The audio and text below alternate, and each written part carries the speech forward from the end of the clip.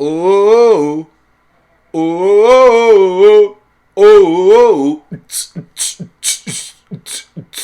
oh. I'm back. It's been maybe 2 years since I've made a video. And it's weird how I'm starting in the middle of a pandemic. Sports is a way of helping people just forget about the negative. So that's what I'm going to go on, and you can expect a lot more videos from me. The NFL season has been unprecedented and challenging for everyone, the players, management, the league, and the fans. And personally, I didn't agree at the beginning of the season for there to be a season at all because COVID wasn't under control. All we were going off of was isolations. But that quickly changed when I realized that, you know what? These games are very competitive and there's still a Super Bowl to win. So I was sucked in again, as usual. Saints fan till I die. And even with some players opting out, the energy was back. The NFL season was back. Now, this season rolled on. We got an extra game. Instead of 16, we had 17.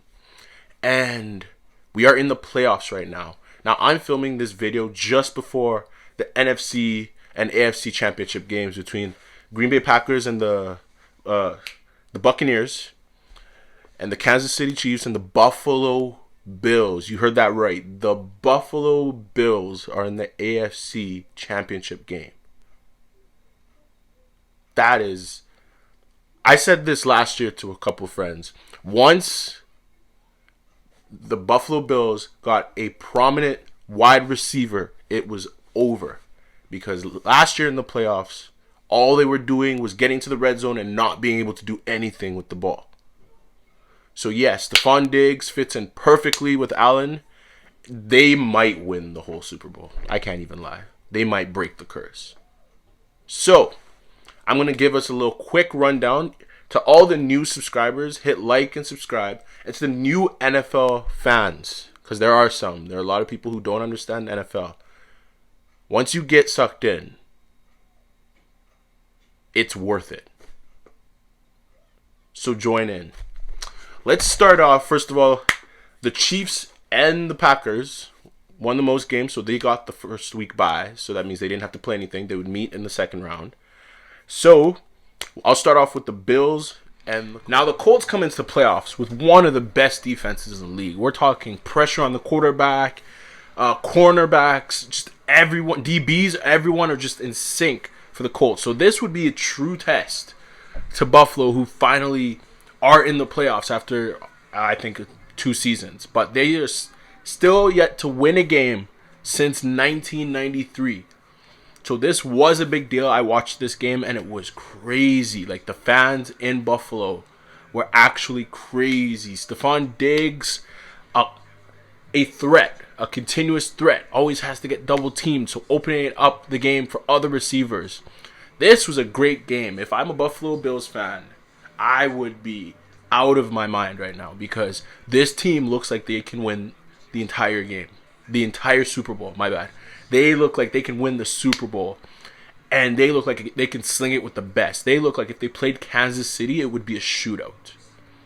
And one thing that people don't realize is that Buffalo actually has a really good defense too. So, like, this is the recipe. I don't know. Right now, this game is being recorded while the Bucs are playing the Packers, and I'm just gonna go out on a limb and say they win the Super Bowl. I think the Buffalo Bills will win the Super Bowl because they have a defense and they have a high-octane offense. So, congratulations to the Bills Mafia. You won your first playoff game since 1993. So, just big ups. It's an exciting time to be a Buffalo fan. Even in the NHL, too, with the Buffalo Sabres looking like they're better by bringing in Taylor Hall and everything, but that's for another conversation. We're going to go quickly to the Pittsburgh Steelers because I've had a problem with this team all season. They started out the season 11-0, and Pittsburgh fans were just elated, and I didn't see it. They have no running game. I'm not surprised they lost. This team had no running game. What I am surprised is the fashion in which they lost. It was garbage time by the end of the garbage time. It was garbage time by the end of the first quarter. They were down from the first snap of the game, messing everything up, to interception, to Landry's touchdown, to Nick Chubb's touchdown. That was as bad as an implosion that I've seen in a long time. And I'm a Saints fan. That was ugly. And there's something I don't think Juju Smith-Schuster understands. Is talking trash, leave that for after the game. If you're going to talk trash, your team better be ready. And anyone would tell you that this Pittsburgh team, regardless of being 11-0 to start the season, wasn't that good. They were just playing some bad teams or some mediocre teams. There's no way, first of all, dancing on logos. You danced on the logo against the Bengals. They beat you. You talk trash about this team. They beat you. You come into a playoff game and say that these are the same Cleveland Browns. If this was the same Cleveland Browns, they wouldn't be in the playoffs. I'm trying to understand the logic behind what he does.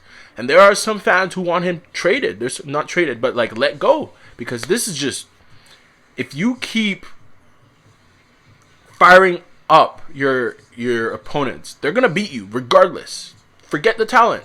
We're talking wide receivers, talent. Pittsburgh do have wide receiver talent. They have Juju. They have, oh my goodness. His name escapes me. Maybe if I drink water, I'll remember his name.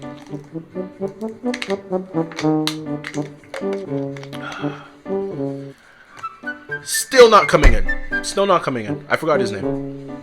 But, oh, what is it? Come on. Claypool? Yep, it's Claypool. Talent-wise, he's great. But you know what beats talent? Hard work. And if you're going to keep making other teams work harder and feel like they have a chance against you because you talk trash, if you give another team a bone to pick, they will win. So yeah, you got blown out at home versus the Browns. I feel no remorse for Pittsburgh fans. This is horrible. How do you just keep doing the same thing over and over again? You're not going to win anything without a running game. You're going to force Big Ben, who I think should just retire.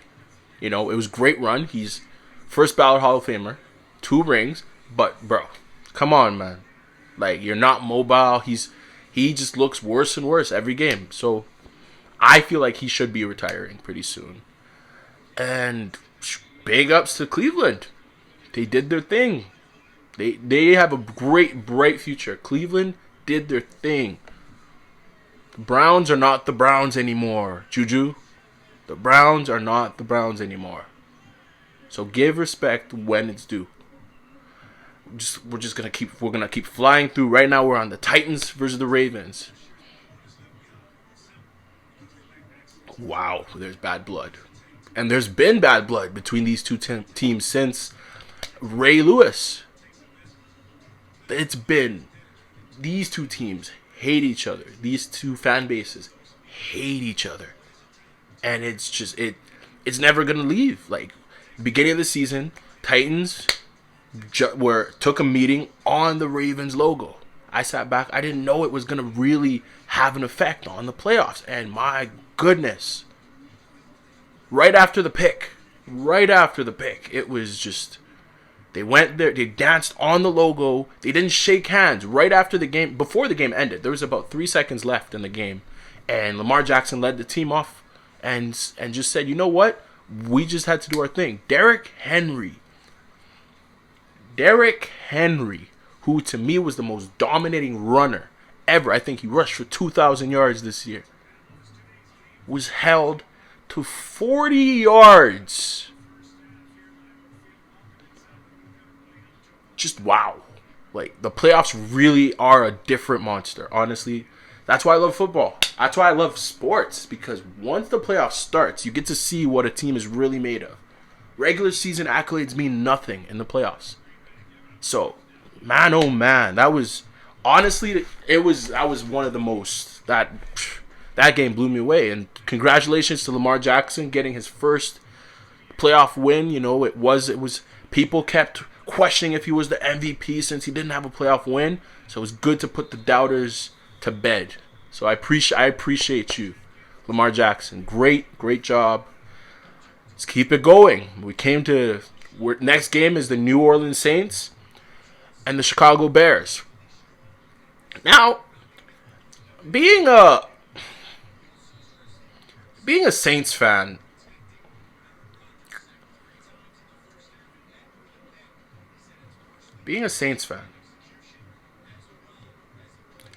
we're known as the regular season champions because we'll dominate the season.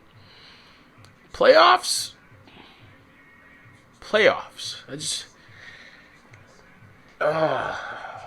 Lord.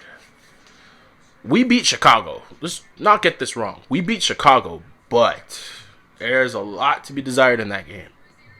We had Michael Thomas come back from injury. Alvin Kamara still a dangerous threat. My problem is Drew Brees. First of all, New Orleans as a whole, let me speak as a Saints fan. We love Drew Brees. Don't ever get this wrong. We love that guy, no matter what. But dog, it's time to retire. The rib injuries that he had this season, probably solidified it. This was it for Drew Brees. He, still has a bit of trouble throwing over 20 yards. But you know what? He's very efficient. He's very on target. So, that's my QB. I love my QB. Early in the game, Wims, and I'm not sure if you watched the game earlier in the season when Wims punched Gardner Johnson in the face for whatever. I don't know what Gardner Johnson says to these Chicago players. But he got punched in the face and kicked out. Early in the game, I think the Saints scored, and the game was about to be tied. And they did a flea flicker play, and had Wims in the end zone by himself. Nobody really on him, and he dropped the ball. Shock of my life. I thought these guys scored. He dropped the ball so casually, and honest to God, I don't know what happened. I think by punching or hitting Gardner Johnson so many times, what happened, dog? You couldn't catch that in the playoffs? From that moment, I knew they were losing. My goodness. And just when you thought it couldn't get any crazier, we had somebody else decide that they were a boxer in a game. What was his name again? Let's get it right. Yeah, Anthony Miller decided he was a boxer and got kicked out too. What is Gardner Johnson saying to these people? At this point, I need to know. The NFL need to mic up Gardner Johnson because this is ridiculous. He got punched by Michael Thomas, his own teammate, at practice. He got punched by Wims in Chicago and gets punched again by Anthony Miller in the playoffs. You as a wide receiver have to know that if you punch a player, you're getting ejected. And it's the playoffs, so this has to be bad. Hey man, we'll take the win. Big win for the Saints because, everyone just loves dunking on us, especially come playoff times. I don't even want to think about moving on. It looks great. There's some things we can work on, but the Saints are moving on. Saints made it past the first round. Honest to God, let's be realistic. The Saints should have had the bye. I don't know why only 2 teams in the league get the bye. This is when the Saints could have had a bye and be straight to the divisional round. But yeah, I won't say anything. I still think the league is really out to get us, but I rest my case. Next game that happened that weekend, Seattle Seahawks versus the LA Rams.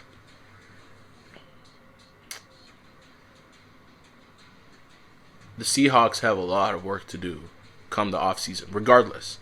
Whether they won this game or not, they have a lot of work to do because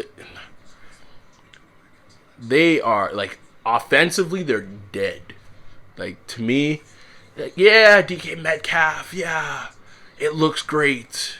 But let's be realistic. Like, there's really nothing going on in Seattle. So many low-scoring games, so many games where they've trailed and Russell Wilson has to bring them back into it. They kept saying, let Russell cook. Well, man, he needs weapons. He needs weapons and some defense. Because the Seahawks looked horrible versus the Rams. Like, you're playing the Rams with Aaron Donald? That man is a monster. That man is a yearly monster. Shows up and is a monster. I think he took an injury in this game. And regardless, he still played because he's a monster. But good God, Seahawks looked horrible. That's the first loss in Seattle in, has to be almost 8 years. Like, it's a horrible way to lose. Just a horrible way to lose. So for the Seattle fans, don't fret, don't be mad. It comes with it. You should have been able to see the writing on the wall when the last game of the season looking that bad. But honest to God, just, this season you've got some work. This offseason you have some work to do. And for the Rams, we had Goff come in. Goff was injured. Let's see if I get this right. Goff was injured coming into the playoffs. And his replacement got injured early. So Goff came back with, I think it's a fractured finger. The same kind of injury that Drew Brees had last year. And he played decent. Enough to win. It wasn't the same Goff, but it was enough to win because Seattle has nothing on offense. There's no, and like John Wolford, like, honestly, I hope he's better because it looked like a neck injury. He had to be rushed out. I think he went to the hospital, but it sounds like he's better. So just, that was scary. But my goodness. That was a sad showing by the Seahawks in the playoffs. So just keep an eye out. Because there are some free agents. They need some wide receivers. They need a lot of things in Seattle. Next game was the Tampa Buccaneers versus the Washington football team. Now,